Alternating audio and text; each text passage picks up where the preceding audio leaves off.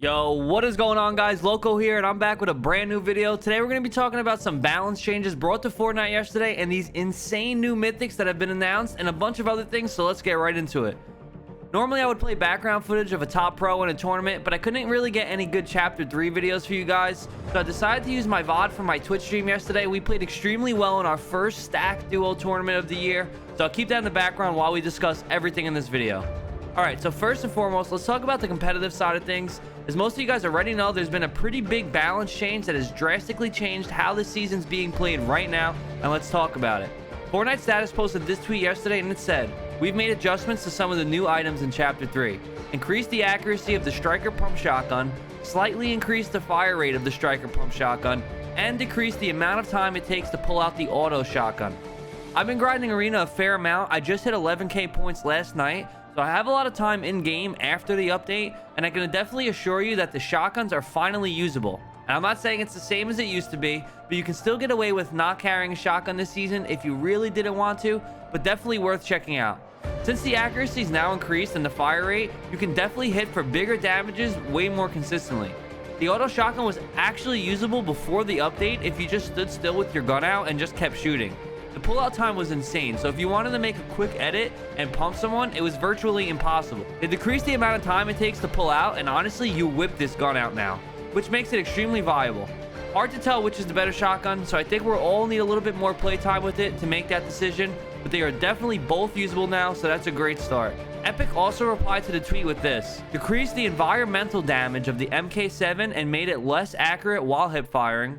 Slightly increased the damage rate and moderately increased the accuracy of the Ranger Assault Rifle, and also increased the heal speed of the Guzzle Juice." So the decreased environmental damage was actually massive. I feel like one of the problems is if you got your shield cracked and they sprayed you with an MK, the bullets did so much damage to your builds that it would automatically break them and leak bullets through. Since they nerfed environmental damage, less bullets will now leak through your builds, and you have a much higher chance to get some heals off in your box. They also made it less accurate while hip firing, and if you haven't already, try jumping with the MK in your hand. The crosshairs will legit touch the sides of your screen, making it so inaccurate to shoot, which also I believe is a good change. The Ranger Assault Rifle was actually not worth picking up at all. It was a better idea to pick up a gray MK over the gold Ranger, but since this new update, they actually increased the accuracy of it. Even though it's still not good, you're not completely doomed if you land on this weapon off spawn. And last but not least, the Guzzle Juice heal time was significantly increased, which sure, it took long, but definitely not the biggest change. I feel like the problem with Guzzle Juice is normally you would need white heals in Storm, and you can't use the Guzzle Juice in Storm. So it's basically one of those items where if you find it when you leave Storm and you have 30 HP and you just find it in the gas station somewhere, then it'll be useful. Okay, so obviously there was an update on almost every weapon in the game at this point, besides arguably the most broken gun, which is the SMG. Funny enough, there's leaks out that there is a mythic SMG coming out very soon, and you guys need to see these stats. It's called the IO Brood Stinger SMG, and it does 288 damage per second with 24 damage per bullet. That's literally 48 per headshot. Does that ring a bell to anyone?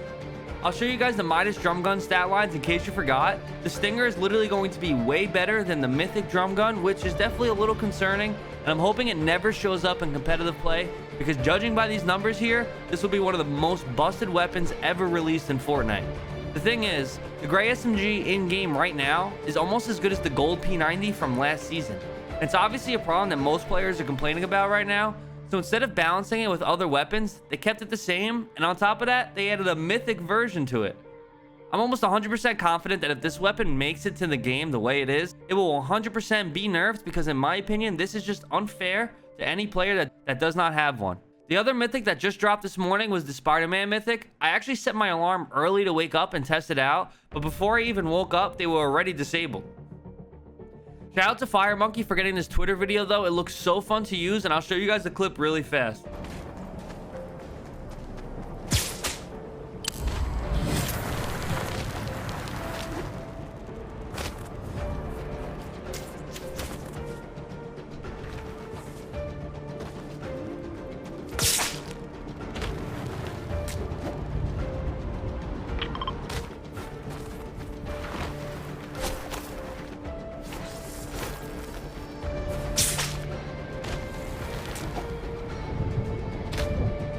I don't think we'll be seeing this in comp, which is honestly upsetting. I love having fun mobility items in the game, just like the ballers or the cows or anything like that. But regardless, I'll be playing some pubs to test these out for sure when they get re-enabled. But that's it for me, guys. I hope you guys enjoyed the video. Don't forget to subscribe, like this video, and I'm out. Much love. Peace.